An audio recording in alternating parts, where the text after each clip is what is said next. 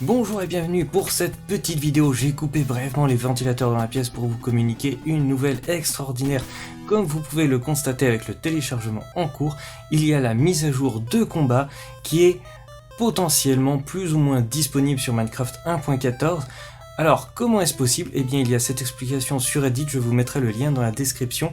C'est Jeb qui explique en gros les différentes choses qui vont arriver, des attaques plus rapides, la possibilité de maintenir, la possibilité également d'avoir des attaques critiques et qui vont surpasser des boucliers, etc. Et bref, il y a des instructions pour pouvoir réussir manuellement à avoir cette mise à jour entre guillemets, et ça fonctionne très bien.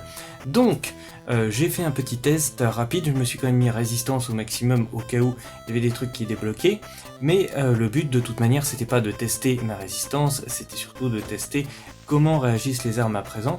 Donc là on note que l'épée, on peut faire visiblement du spam click sans qu'il y ait les espèces de barres de chargement d'attaque, et elles ont l'air vraiment beaucoup plus efficaces. Bon, les araignées, elles vont pas être très dangereuses en plein jour.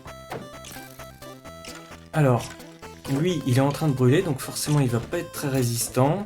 Mais apparemment, le spam click, effectivement, peut marcher assez bien.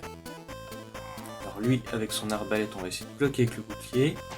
Voilà. Et on essaye la hache. Ouais, c'est pas très rapide la hache, franchement. On a pris plusieurs coups. Eh, c'est vrai que si on essaye la faucille, c'est pas mal non plus, hein, la petite serpe pour réussir à cultiver le sol. Et d'ailleurs, j'ai l'impression qu'on peut maintenir appuyé. Ça, c'est rigolo. On peut vraiment... peut-être que c'est plus efficace que le spam click. Et on va tester. On va tester de maintenir appuyé. C'est vrai qu'il s'en prend plein la part, ce pauvre squelette. Bon, il a eu le temps de nous claquer une attaque, mais là c'est pareil, l'araignée elle a pas vraiment eu le temps de nous atteindre, elle était un petit peu, comment dire, un petit peu coincée par l'espèce d'effet de choc à chaque fois, à chaque coup. Ça a l'air pas mal. Franchement, on a un petit peu l'impression de retourner sur les sensations. Bon, je les ai un petit peu oubliées, les sensations qu'on avait sur Minecraft 1.8. Mais disons du moins les sensations qu'on avait à l'époque et qui sont un peu retranscrites à présent dans Minecraft Bedrock. On a vraiment l'impression que, quelle que soit la manière d'utiliser les armes, elles peuvent être efficaces. Donc c'est assez intéressant. Même la hache, comme on peut le constater là avec le zombie, bon c'est vrai que je prends un peu mon temps façon 1.9, mais c'est quand même assez efficace, j'ai l'impression. La manière dont on peut gérer les différentes armes, puis peut-être les utiliser en fonction de nos préférences. Là, la houe, elle est vraiment extrêmement efficace. C'est assez rigolo.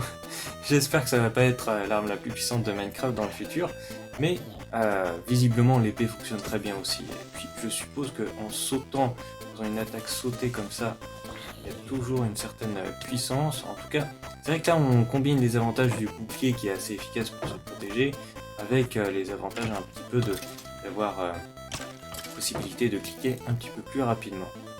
Bon, et bien c'est tout pour cette petite vidéo, cette première vidéo d'impression. Je vais vous dire à une prochaine fois. En attendant, je vous souhaite le meilleur du monde.